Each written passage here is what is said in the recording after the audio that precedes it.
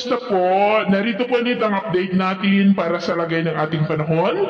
Ngayong hapon po ng May 29, 2024 na kung saan sa ngayon ay lumalabas na po ang sentro ng bagyong si Aghon dito po sa ating area of responsibility. Ngunit patuloy pa rin itong hinahatak ang habagat na siya pong dahilan ng mga isolated rains na ating nararanasan sa iba't ibang bahagi po ng ating bansa. At posibleng mas lalakas pa ang bugso ng hanging habagat next week na maaaring makabuo ng sama ng panahon dyan sa may South China Sea na magdudulot ng mas malalakas na mga pag-ulan na posibleng magdulot ng mga pagbaha at pagguho ng lupa dyan sa kanlurang bahagi po ng ating bansa.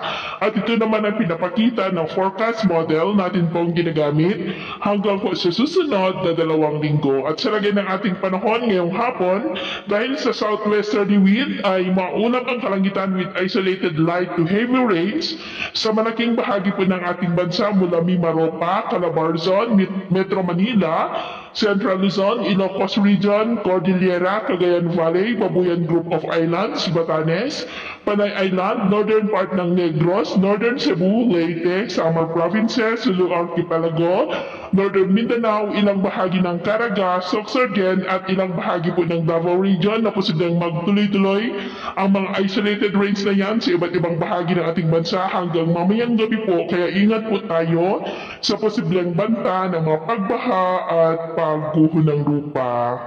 At sa atin naman pong mga baybayin, wala naman pong nakataas na gale warning signal sa malaking bahagi ng baybayin ng ating bansa. Maliban po sa mga baybayin ng Batanes na ang mga alon ay posibleng aabot hanggang po sa 1.8 to 2.5 meters height.